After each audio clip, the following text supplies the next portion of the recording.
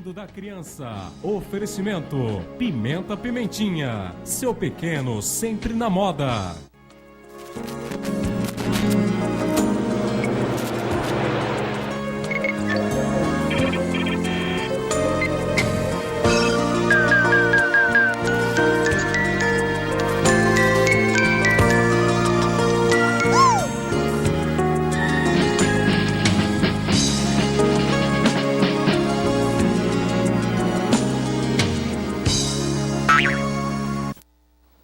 Muito boa tarde, estamos começando mais uma edição do programa Mundo da Criança aqui pela TV Marília. É sempre muito bom contar com a sua audiência e a sua participação. O programa Mundo da Criança de hoje vai falar de assuntos interessantíssimos. Vamos falar sobre mortalidade infantil, sobre um índice de mortalidade infantil, aquilo que é referência, enfim. Na verdade, eu nem sei muito o que nós vamos falar sobre isso. Vou descobrir agora com o Dr. Francisco Agostinho Júnior. Mas vamos falar também sobre dengue e alguns mitos aí, né, que estão surgindo junto com a dengue, né, e aquilo que é verdade, aquilo que é possível fazer, aquilo que é possível prevenir. A gente vai falar aqui também no programa de hoje. Doutor Francisco, muito boa tarde, é uma alegria tê-lo aqui novamente.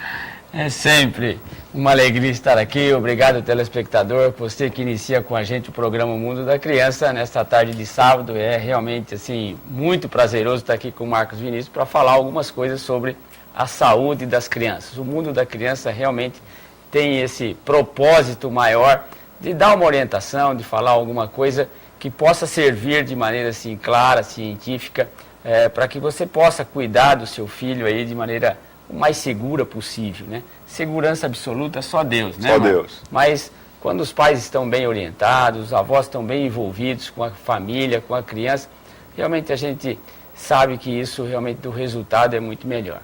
E aí nós vamos, assim, o Marcos mencionou, e não tem como falar um programa de saúde hoje sem mencionar o aspecto dengue. Nós estamos em Marília, cidade que decretou uma emergência, um estado de emergência em função da doença, e nós que estamos envolvidos com as crianças, podemos testemunhar que realmente a população, inclusive as crianças, realmente têm sido vítimas da doença, graças a esse inseto que é o Aedes aegypti. Então, realmente, nós temos muitas crianças com dengue nas várias idades, sabe, Marcos? Nós temos aí menção por colegas de crianças em UTI com 3 dias de vida com dengue. Então, essa semana nós atendemos muitas crianças com dengue. Então, o fato é real, o fato traz uma certa preocupação, porque é uma doença causada por um vírus que você teria que ter uma ação profilática em cima do mosquito. E uma vez você doente, você tem uma terapêutica muito limitada, esperando apenas em que o seu sistema imunológico, as suas defesas naturais possam ser úteis, possam ser suficientes para não permitir um agravo da doença. E isso realmente é o que preocupa, porque nós temos que hidratar o paciente, hidratar a criança e cuidar dos aspectos gerais, mas nós não temos uma droga, Marcos, que possa agir sobre o agente etiológico, sobre o vírus causador da doença. Isso é que preocupa muito, no fundo, nós médicos, porque a evolução ela pode ser realmente muito variável e, infelizmente, nós estamos tendo aí já algumas situações de óbito, né, Marcos? Os jornais hoje publicam essa situação que é preocupante. Então, é claro que a nossa função não é alardear o fato, mas é trazer você a uma realidade para que você possa ajudar a agir em cima do mosquito. Certo? E essa ação é olhar a sua casa, é olhar o terreno que você tem, é olhar as suas dependências e começa lá de cima, né? Começa lá pelo telhado, abrir a sua caixa d'água, né? E termina lá embaixo, a hora que você vai dar alimentação para o seu animalzinho, lavar aquela coisa de água, bebedouro do animalzinho e olhar mesmo, sabe? Você vai ter que ter um olhar, eu diria hoje, um olhar carinhoso, mas um olhar sério, preocupante, porque realmente a doença, nós estamos em estado de emergência, o número de casos parou de contar. Param de contar. Não tem essa preocupação de contar a cara.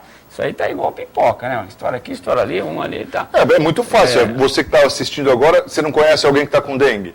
Pronto, está respondido. Entendeu? E às vezes nós temos dengue em casa. Né? E às vezes nós temos mais do que um. Nós temos 2, 3, 4, então, entende? Agora, e criança? Mesmo cuidado. A criança pode ficar doente da mesma maneira que o adulto, né? Felizmente, nós não temos tido uma situação mais grave dessa doença, sabe? O número de pessoas doentes é grande, o número de crianças doentes é grande. Mas, felizmente, Marcos, nós estamos podendo controlar essas famílias, essas crianças em casa, né? Nós não estamos tendo uma situação assim de você... Uma necessidade hospitalar, né? Uma necessidade... Esse é o meu medo. Esse é o meu medo como profissional, de que número de casos preocupa, ninguém quer ficar doente, claro. Mas se nós começarmos a ter uma situação de uma manifestação da doença mais grave, isso às vezes é relatado assim, quando você tem a doença uma segunda vez, você pode entrar numa situação mais grave. Então, nós temos que fazer um trabalho, Marcos, aí, científico, sério, sabe? Com responsabilidade de todos os setores da sociedade, mas fundamentalmente do setor público, porque nós, enquanto população, nós somos, não temos poder de decisão. Posso ter poder de decisão da minha casa, cuidar do meu quintal, mas tem muita coisa do poder público que precisa ser tratado com seriedade, tratado de uma maneira continuada. É verdade. Né? Porque senão nós vamos ter isso o ano que vem novamente, e isso vai preocupar, você pode ter uma situação mais dramática. E se a população começar a precisar de hospital, começar a precisar de UTI, nós não temos. Se as crianças começarem a precisar em um número maior de leitos de UTI, olha, aí nós vamos entrar num estado de emergência para um estado de calamidade pública. Doutor, mas você sabe que a gente não pode... até essa questão do hospital é óbvio, né? Eu acho que tem que melhorar, você tem que equipar cada vez mais. Agora, num caso descontrolado, eu acho que em lugar nenhum do mundo você vai ter atendimento, né? Se a coisa tomar a proporção que está indo, e vamos imaginar hipoteticamente que todos esses casos compliquem, você não tem onde atender isso. Não, agora, o que precisa ter, só rapidinho assim, as pessoas precisam, e isso serve para mim, eu conversava com o senhor essa semana, falei, quanto tempo eu falo de mosquito da dengue no rádio? A gente fala que um dia sim, o outro também, né, para as pessoas, olha, vamos cuidar do quintal, olha, não cuida, e é por isso que tem o mosquito. E aí que entra também o poder público, nas suas praças, nos seus terrenos, nos seus espaços, também não cuida. Então, assim, é o poder público e é a população na luta com o mosquito. Nós precisamos, sabe, acabar com o mosquito? Não vai acabar. Agora precisa diminuir a população dele. Entendeu? Primeiro que a gente precisa entender que só a fêmea morde. É só a fêmea, né, que transmite. E ela já está fazendo isso. Você já imagina se o macho resolve também? Ô, velho. Não vai ser assim. Mas o que eu estou dizendo para você, Marco, e eu concordo com isso. Nós temos que agir sobre o mosquito, né? E não é só o cara passar inseticida, o poder público passar inseticida, tem que ter um cuidado maior. Sim, sabe? Claro. Um aspecto de vigilância. E eu fico muito chateado porque o poder público não executa isso adequadamente e a primeira coisa que faz é ameaçar cobrar uma multa sobre a pessoa que também não fez. Quer dizer, nós não temos o direito de cobrar multa nenhuma do poder público, mas o poder público, qualquer dificuldade, a primeira coisa que ele faz é ameaçar com multa, como eu ouvi aí durante a semana. Mas eu não vou defender, mas vou até explicar que o povo tem medo do bolso, o poder público não tem. Mas não acho que esse é o caminho. Não é o caminho, Porque você tem, inclusive, hoje, algumas situações mais científicas para tratar isso. Só que precisa se organizar, precisa investir. Nós vamos ver alguma coisa aqui sobre mortalidade infantil, e isso tem a ver com o investimento, né? É preciso mudar um pouquinho a ótica dos objetivos finais, entende, Marco? Para que você possa alcançar. O que eu estava falando do hospital, a minha preocupação é que nós temos um basal, Marco, muito próximo da lotação completa, entende? Quer dizer que se nós tivermos aí 10 crianças para colocar em UTI hoje, você não tem disponível. Entende? Não estou falando muito, estou falando de 10. Entende? Rocha lá se tiver 5. Então essa é a preocupação, que nós precisamos realmente evitar a doença. Nós não estamos falando aqui de 200, não, 300, nem pensar falando de 20, nisso. né? 20 já complicou. Eu acho que nós estamos numa situação que às vezes você precisa de um leito e você não tem dentro da cidade um leito de UTI para criança. Né? E isso realmente nós estamos falando de uma cidade que é referência para 1.200.000 pessoas. Né? Então isso é o que me preocupa, isso é que é sério, isso é que depende de uma cobrança do poder público, das secretarias, do Estado, do município, etc. Dá uma ótica que todo mundo vai assim, vamos matar o mosquito. Tudo bem, eu acho que isso é absolutamente correto para evitar o cara ficar doente. Mas se uma hora ninguém olhar para as condições de reserva hospitalar, principalmente de leito de UTI aqui em Marília, realmente a situação pode ficar dramática, né? E você tem uma criança precisando de UTI e não tem para onde pôr, aí começa aquele desespero, manda não sei para onde, a criança viaja 200, 300 quilômetros para ter um leito. Isso é o projeto SUS, né?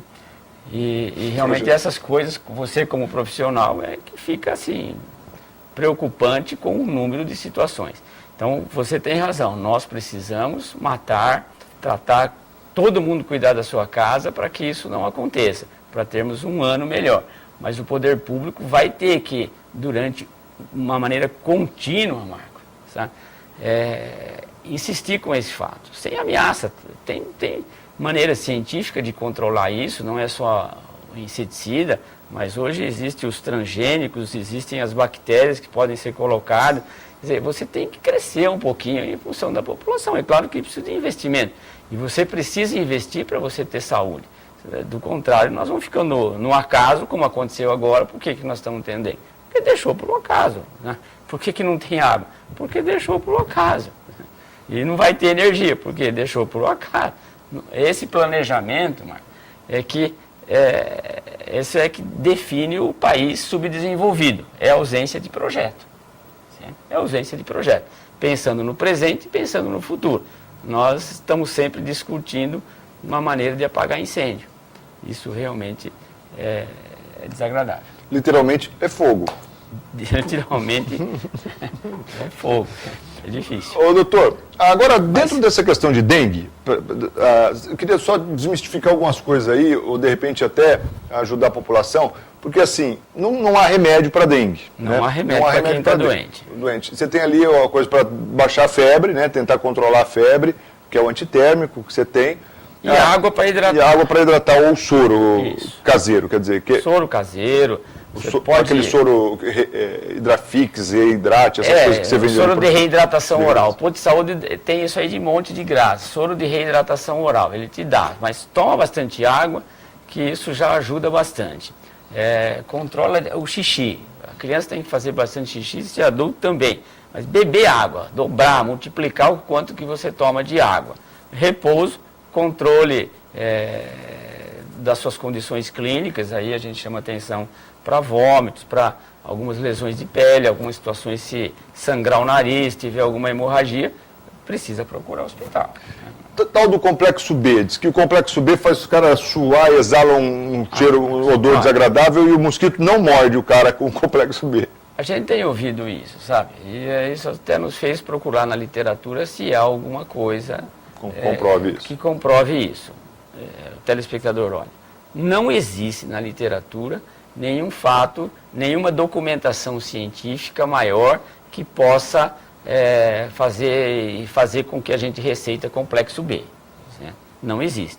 Isso, até lá tem o que há de mentira e de verdade. Agora, o Google, lá, se você abrir, tem lá, até no Google tem isso. Sabe? Mentira, complexo B. Ele pode fazer bem para uma pancada de coisa, mas não para o mosquito. Mas você tem hoje uma quantidade de mosquito muito grande. Porque o bom é você saber disso, porque às vezes, muitas vezes você começa a tomar o tal do complexo B achando que você está. E aí você não toma cuidado com a pele, não toma cuidado com matar o mosquito, né?